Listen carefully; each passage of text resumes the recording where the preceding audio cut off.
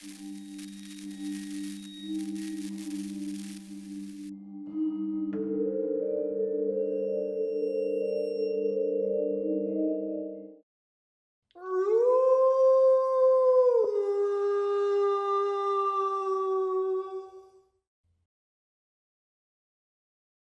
what's up? It is Doug, and welcome to another edition of Spooky Villages. And today we are going to a theme that is my personal favorite. If you've watched this channel for any amount of time, you know that I love the spooky farm / pumpkin patch.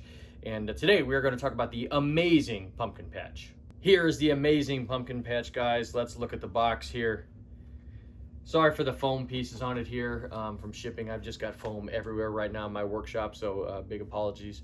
But a little bit of housekeeping here first. As far as I know, and I could be wrong because this is early here. I'm taping this actually in May.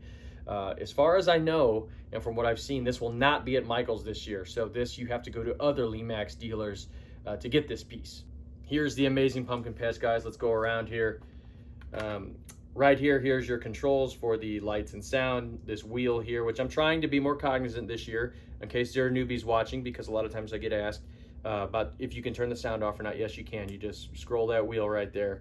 You can turn the sound up or down or off, so you can run it without it. But go all the way around here. Look at this piece. This is like the corn maze at a pumpkin patch. It's not really the pumpkin patch itself, at least that's what I view it as.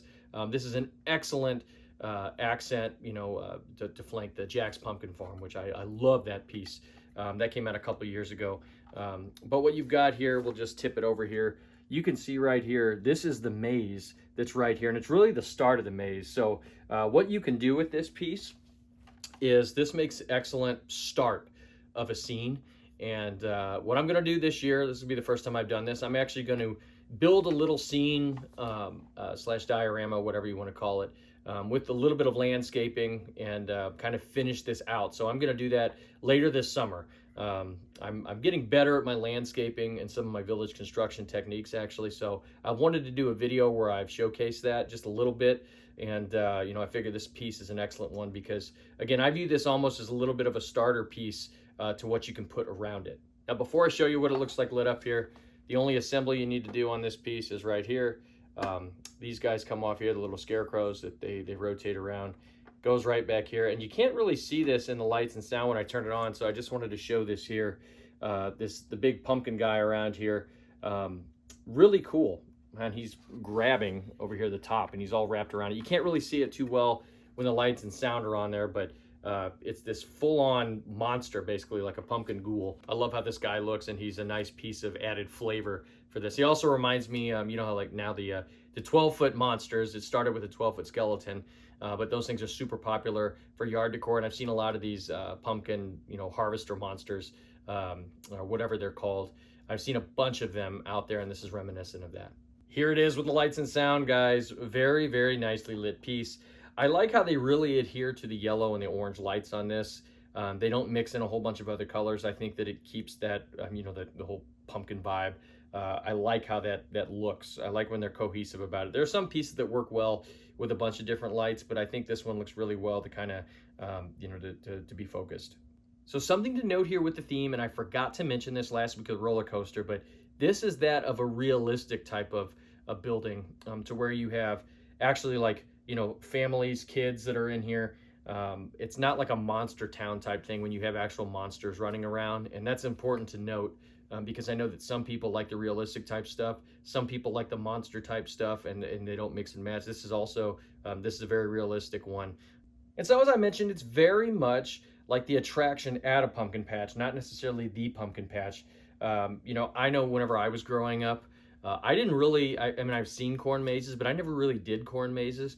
The pumpkin patches I went to whenever I was little, they usually had these small hay bale type ones. And actually, the local pumpkin patch that I go to now with my family has the hay bales type maze too, not the corn maze. And so these monsters, which they could be animatronics or they could be people dressed up in them. As the kids, it looks like the storyline here as they go around the maze, these monsters pop up, and it goes along with the soundtrack to accent that. You can check that out here at the end of it. But it's cute. Again, it's not much of a maze really right now. There's mainly only one real way you can go through it, but it would be very, very easy to expand this into to a big big type of hay maze, or even out back, you could put like the corn maze, because at the back of it is where the exit is.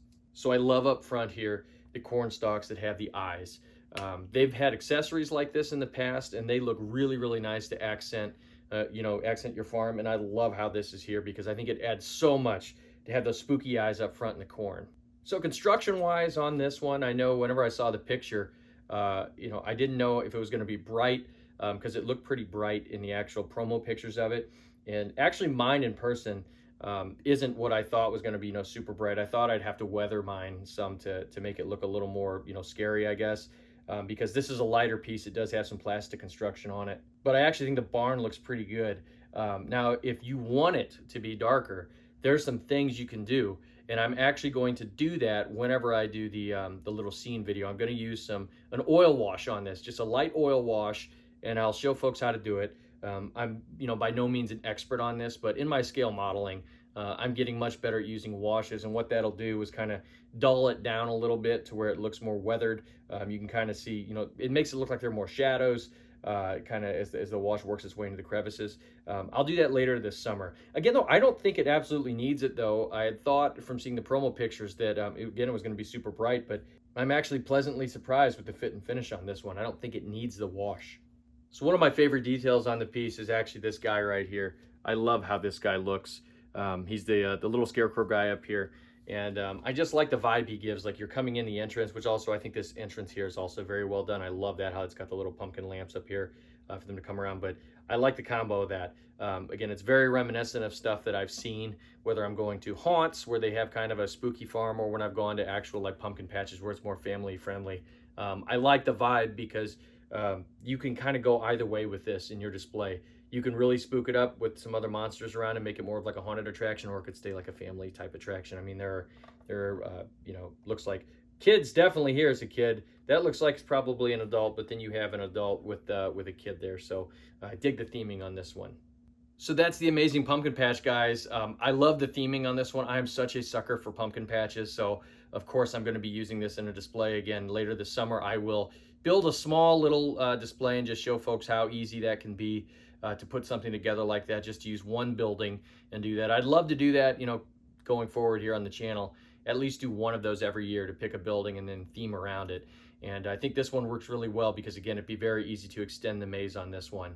And so that's why I'm going to do that later this summer. Look for that video probably in July-ish, maybe early August, because that's when villaging really gets going. That's kind of the height of the hobby. So I wanted to do that then whenever I'm really feeling the vibes and I want to start building. All right, guys. Hey, thank you so much for watching. It's great to be back. I love reading the comments. And, thank you as always to my Patreon subscribers. You guys are awesome. All right, as a tease for next week, we're going to head down the street to a house where the inhabitants are rumored to have gone mad. Thank you guys so much for watching. Here it is with the lights and sound. Step into the amazing pumpkin patch, the ninth wonder of, well, someplace. Hey there! No, really, there's hay there. Watch out! Did you see what's out there? Just a bunch of people wandering around. Look what that one's wearing.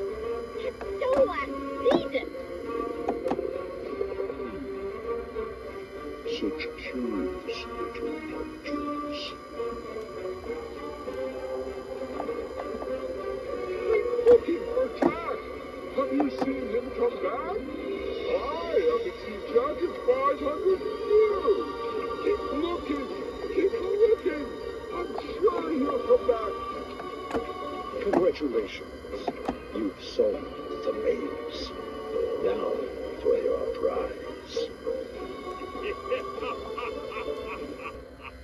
Step into the amazing pumpkin patch, the ninth wonder of, well, someplace.